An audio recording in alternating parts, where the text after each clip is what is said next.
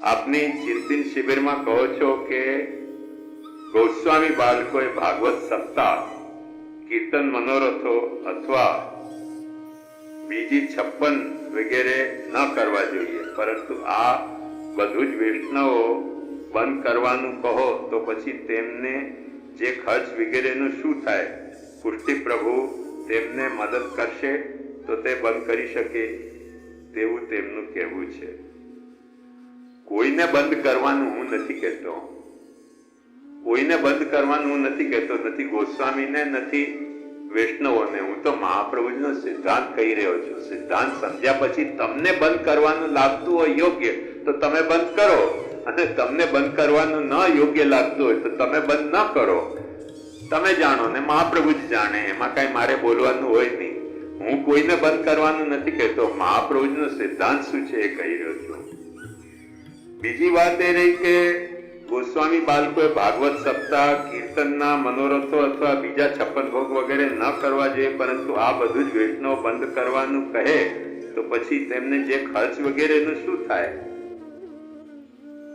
ખર્ચનું તો એવું છે ને કે અમારે જન્મની ભેટ હોય છે, જન્મ દિવસની ભેટ હોય છે, જનોઈની ભેટ હોય છે, વિવાહની ભેટ હોય છે, પધરાવણીની ભેટ હોય છે, તપેલીની ભેટ હોય છે, ખવાસની સેવકી હોય છે, જલગડિયાની સેવકી હોય છે, અમારી અધરામત લઈ જનારા જે હોય છે એ લોકોની ભેટ હોય છે, નોછાવર હોય છે.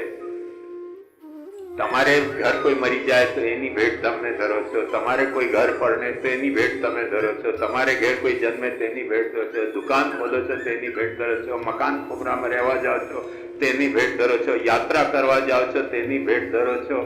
આટલી બધી ભેટ હોવા છતાં પણ પાછી 56 ભોગની ભેટ શા માટે સંઘરવી છે મને ખબર નથી પડતી. મને તો એમ લાગે છે કે અમે જાજરૂ જઈએ છીએ તેની ભેટ તમે નથી ધરતા. અમારો કેટલો વૈરાગ્ય છે અને તમારી કેટલી નિષ્ઠુરતા છે. અમે જાજરૂ જઈએ તેની ભેટ ધર્યા કરો કે આ મારા જાજરૂ પધારે છે, સવારે જાજરૂ જવાની ભેટ. હવે લઘુશંકા કરવા પધારી રહ્યા છો, ₹1.5 લઘુશંકાની ભેટ. એ ભેટ તમારે ધરવી જોઈએ જો ઓછી પડતી હોય તો. એમાં કઈ વાંધો નથી. ઓછામાં ઓછા એક ઘર તો ટાંકણે બાકી રાખે. એક ઘર તો ઠાકોરજીની ભેટ ન ધરો તો તમારું શું બગડશે ને અમારું શું બગડશે? આટલી બધી ભેટો જ્યાં મળતી હોય તેમાં મને એમ નથી લાગતું કે અમે કઈ ભૂખે મરી જશું. તેમાં પછી વૈષ્ણવમાં તો ધારણા છે જ કે બાલકના ચરણારવિંદમાં લક્ષ્મી હોય. તો ચરણારવિંદમાં જયારે લક્ષ્મી, પછી ઠાકોરજીના નામે શા માટે ભીખ માંગવી જોઈએ? ઠાકોરજીના નામે ભીખ માંગીએ છીએ એટલે ઠાકોરજી શું ચરણારવિંદમાં છે? કેવી વિચિત્ર વાત આપણે કહી રહ્યા છીએ. એટલે ચરણારવિંદમાં લક્ષ્મી હોય તો ઠાકોરજીના નામે ભીખ માંગવી જ ન જોઈએ. આનંદથી ચરણારવિંદમાં લક્ષ્મી છે. કોઈ લોકો એમ કહે છે કે ચરણારવિંદમાં આવેલી ભેટને ઠાકોરજીને ભોગ કેવી રીતે ધરીએ? તો ઠાકોરજીને રૂપિયો ભેટ નથી ધરવામાં આવતો, ઠાકોરજીને તો સામગ્રી ભેટ ધરવામાં આવે છે ને. તમને ચરણારવિંદમાં સામગ્રી ભેટ આવતી નથી, રૂપિયો ભેટ આવે છે. તો ધરવામાં વાંધો કેવી રીતે આવી ગયો એ જ ખબર નથી પડતી.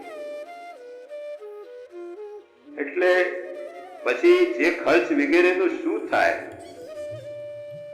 મહાપ્રભુજી આપણને આશ્વાસન આપ્યું છે, ભગવાન અપી પુષ્ટિસ્થો ન કરીષ્યતિ લૌકિકી ચ ગતિમ.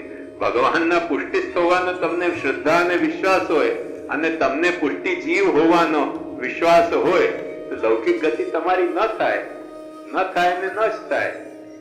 એમાં આટલી બધી ગભરામણની શું જરૂરત છે? અને પાછી વૈષ્ણવોને શા માટે ચિંતા થાય છે જયારે પોતે એ લોકો આટલી બધી ભેટ અમને કરતા હોય તો?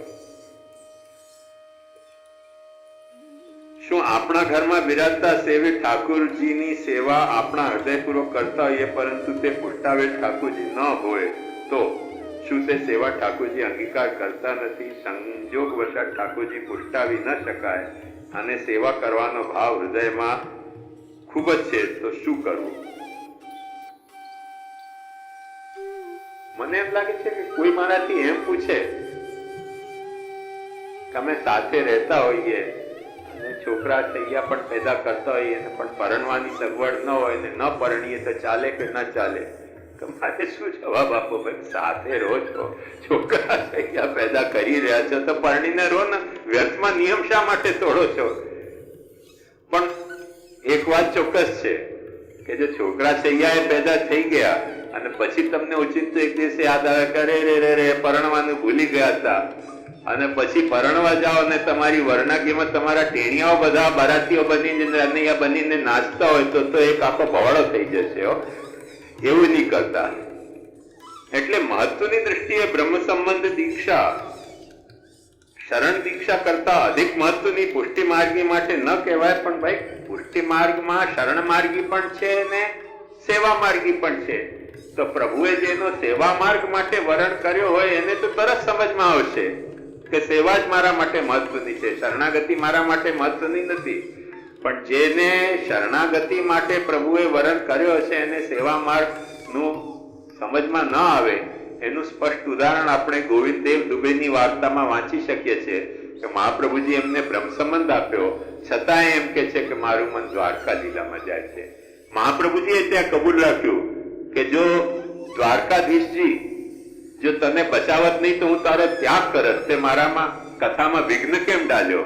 પણ દ્વારકાધીશ પોતે એનાથી રાજી ને દ્વારકાધીશથી રાજી, બ્રહ્મ સંબંધ લેવા છતાંય તો એનું દ્વારકા લીલામાં જ મન જતું હતું. એટલે મહાપ્રભુજીએ નવરત્ન પ્રકટ કર્યો. તો એ વાત કઈ બાબતનો? મહાપ્રભુજી અને ગોવિંદાસજીથી તો આપણે વધારે હોઈ શકતા નથી ને. પણ એક વાત સમજવાની છે કે જેનું જ્યાં જાય છે ત્યાં જેને ગમે છે એ શરણાગતિનો જીવ શરણાગતિનો જ મહત્વ સ્વીકારશે, સેવાનું મહત્વ નહીં સ્વીકારે.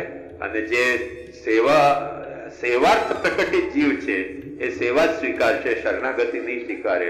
આપણે કહીએ કે ભગવદ રૂપ સેવાર્થમ તત્ સૃષ્ટિ છે, પ્રભુએ પુષ્ટિ સૃષ્ટિ ભગવદ રૂપ સેવાર્થ કરી છે. તો વાત સાચી છે, પણ ઓછામાં ઓછું આ ભાવમાં તો નહીં સ્વીકારે જે ભાવમાં એને શરણાગતિ માટે પ્રભુએ સ્વીકાર્યો હોય તે ભાવમાં. પુષ્ટિ માર્ગ અથવા પુષ્ટિ ધર્મ અથવા પુષ્ટિ સંપ્રદાય આ એક જ વાત છે કે ભિન્ન ભિન્ન વાત છે? પુષ્ટિ માર્ગ જે છે ને એ તો એક મેદાનની માફક છે. પુષ્ટિ માર્ગ માં ધર્મ પણ હોઈ શકે અને અધર્મ પણ હોઈ શકે. એવું નહીં સમજતા. સુરતે અસુર ભય, અસુરતે સુર ભય. આમાં સુર પણ હોઈ શકે છે ને અસુર પણ હોઈ શકે છે પુષ્ટિ માર્ગમાં. પણ પુષ્ટિ ધર્મમાં કોઈ દિવસે અસુર નથી હોઈ શકતો, સુર જ હોય છે. તેવી રીતે પુષ્ટિ સંપ્રદાયમાં જો મને ન ખબર પડતી હોય કે પુષ્ટિ નો જીવ છે કે નહીં, તો મારે એ બાબતમાં કાળજી લેવાની જ હોય કે મારે એને પુષ્ટિ સંપ્રદાયમાં વારસદાર ગણવાના ન હોય. હું નથી વારસદાર ગણી શકતો, તેથી પ્રભુની એ લાચારી છે એવું નહીં માનવાનું. પણ પ્રભુ એને કોઈ પણ રીતે ઉદ્ધાર કરી શકે છે. જેમ શિશુપાલનો 100 ગાલીથી પણ ઉદ્ધાર કર્યો, એ પ્રભુનો પુષ્ટિ માર્ગ હતો. પણ હું ગાળો આપનારને પુષ્ટિ માર્ગમાં બ્રહ્મ સંબંધની દીક્ષા એ શુભાશયથી ના આપી શકું કે મને શું ખબર પડે કે જીવ પુષ્ટિ છે કે મર્યાદા છે. એટલે તમે તો આપ્યા જાઓ ને આપતા રહો બધાને બ્રહ્મ સંબંધ, ટકે શેર ભાજી ટકે શેર ખાજા. જો આવી રીતે બ્રહ્મ સંબંધ આપતા રહેશો ને તો જતે દાડે એ બ્રહ્મ સંબંધ નહીં થઈને બ્રહ્મ સંબંધ થઈ જશે, અને એ જ પુષ્ટિ માર્ગને સૌથી વધારે પ્રદૂષિત કરવાનું કારણ બનશે. હિન્દુ સનાતન ધર્મ અને પુષ્ટિ માર્ગ વચ્ચે સંબંધ શું? હિન્દુ કોણ છે ખરેખર મને ખબર નહીં, એટલીસ્ટ મને તો ખબર નથી કે હિન્દુ કોણ છે. સનાતન ધર્મ કોણ છે એ આપણે સમજી શકીએ, કેમ કે હિન્દુ એ તો સિંધુ નદીના આ તરફ રહેનારાઓને તે તરફ રહેનારાઓએ કાલો ચોર બેઈમાનના અર્થમાં હિન્દુ કહ્યો હતો કે આ બધા હિન્દુ છે. મન નથી લાગતો કે હું કાલો છું, કદાચ ગોરો નહીં હું પણ કાલો તો નથી. અને બેઈમાન છું કે નથી બેઈમાન એ તો અંતર્યામી જાણતો હશે, મને કદાચ ખબર પડતી હોય કે નહીં પડતી હોય. ચોરી તો નથી કરી અને કરવા નથી માંગતો.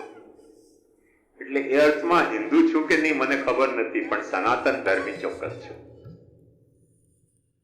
એક વાત ચોક્કસ હું તમને કહું કે જયારે સરકાર એમ કહેતી હોય છે કે ધર્મ નિરપેક્ષ આ દેશ છે, તે વખતે મને ચોક્કસ લાગે છે કે હું હિન્દુ છું. કેમ કે હિન્દુ ધર્મ નિરપેક્ષના અર્થમાં સરકાર ધર્મ નિરપેક્ષ કહેતી હોય છે. બાકી તો મને કોઈ દિવસે એમ નથી લાગતો કે હું હિન્દુ છું. મને એમ લાગે છે કે હું સનાતન ધર્મી છું. કેમ કે આપણા જે ઋગ્વેદાદી સનાતન ધર્મશાસ્ત્રો છે એ ધર્મશાસ્ત્રોના આધારે જે ધર્મ પુરવાર થયો છે એ ધર્મને અનુસરવા માંગનારો વ્યક્તિ હું છું. તેથી હું સનાતન ધર્મી છું. અને એ સનાતન ધર્મ અને પુષ્ટિ માર્ગ એક છે કે અનેક છે, તો એ બાબતમાં એક જ કહેવાનું કે કોઈ પણ પુષ્ટિ માર્ગી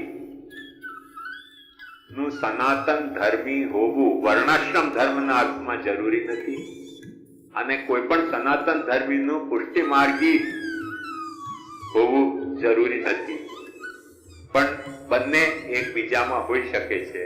જેમ રસખાન આપણે ત્યાં, તાજ બીબી આપણે ત્યાં મુસલમાન હતા, સનાતન ધર્મી નહોતા તોય પુષ્ટિ માર્ગી હતા. અને મહેબૂબ ખાન આપણા મહેબૂબ ખાન, મોહબ્બત ખાન, શું નામ ધર્યું એમણે, વાર્તામાં આવે છે ને, હા, ગુલાબ ખાન. હા, મોહબ્બત ખાન તો પેલા જોધપુરના પ્રિન્સ હતા જે ગોકુલનાથજીની સાથે હતા. તો એ જે ગુલાબ ખાન થઈ ગયા એ પાછા ગુલાબ ખાન થઈ ગયા. આપણા દામોદરદાસ સંભલવાલાના દીકરા પણ યવન થઈ ગયા હતા. પુષ્ટિ દામોદરદાસ જેવા સાનુભાવ વાળા ભગવતીને ઘેર જન્મનારા પાછા યવન થઈ ગયા. એ સનાતન ધર્મી ન રહ્યા, પણ કેટલા બધા અસનાતન ધર્મીઓ પાછા પુષ્ટિ માર્ગી થઈ શકે છે એ આપણે જોઈ શકીએ છીએ. બીજાની વાત આપણે શા માટે કરીએ? શ્રી ગુસાઈજીના જે દૌહિત્ર હતા જગન્નાથ, એ મુસ્લિમ યુવતીને તે વખતે પરણ્યા હતા. બહુ પ્રસિદ્ધ શ્લોક છે જગન્નાથજીનો, યવની નવનીત કોમલાંગી. તો કોઈ ઠેકાણે કોઈ પણ જન્મી શકે છે. એ આપણી ધારણા નથી કે વલ્લભ વંશ મેં સબ, શ્રીમદ વલ્લભ વંશ મેં સબહી વલ્લભ રૂ.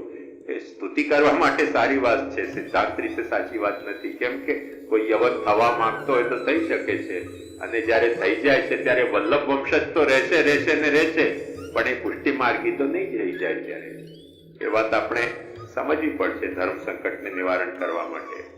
શરણાગતિ ભક્તિનો અંગ છે તે સમજાવવા વિનંતી કરવાની જરૂરત નથી. ચોક્કસ આપણે સમજીશું. કાલે પરમ દિવસે આપણે આત્મત્રણ દિવસ છે.